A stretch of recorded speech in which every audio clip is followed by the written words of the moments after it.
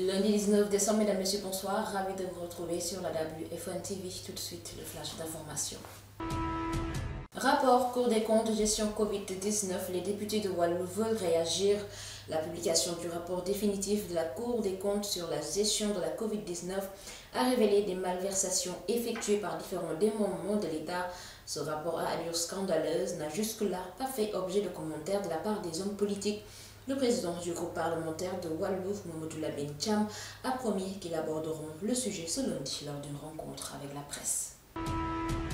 Affaire Amidaye, jour de vérité pour les deux députés du PUR.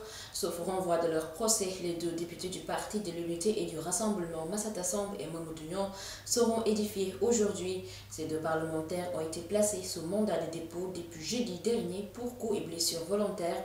Ils ont été arrêtés par la division des investigations criminelles suite à la plainte de leur collègue Amidaye qui a été victime d'une agression à l'Assemblée nationale.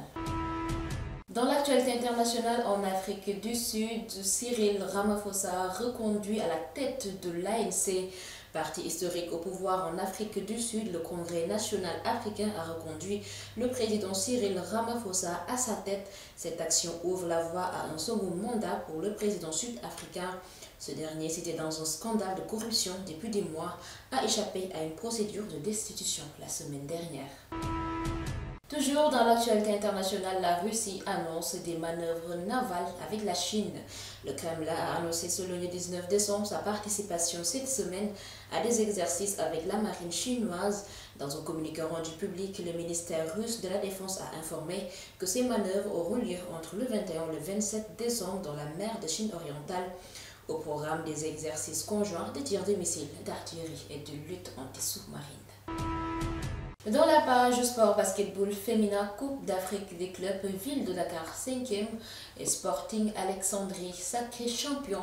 Après ces deux victoires enregistrées lors des matchs de classement, l'AS Ville de Dakar se place à la 5e position de la Coupe d'Afrique féminine des clubs édition 2022. Ce Graal finira par être remporté par le Sporting d'Alexandrie qui rentre dans l'histoire. En effet, ce club est la première équipe égyptienne à être couronnée championne de la Coupe d'Afrique des clubs féminins de la FIBA à Maputo.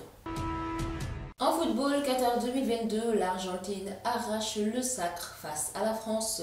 Finaliste malheureux il y a 8 ans face à l'Allemagne, l'Albi Céleste a réussi à décrocher une 3e étoile.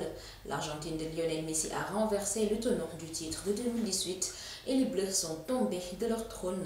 Un premier sacre pour le joueur argentin Lionel Messi qui jusque-là a remporté tous les titres en football.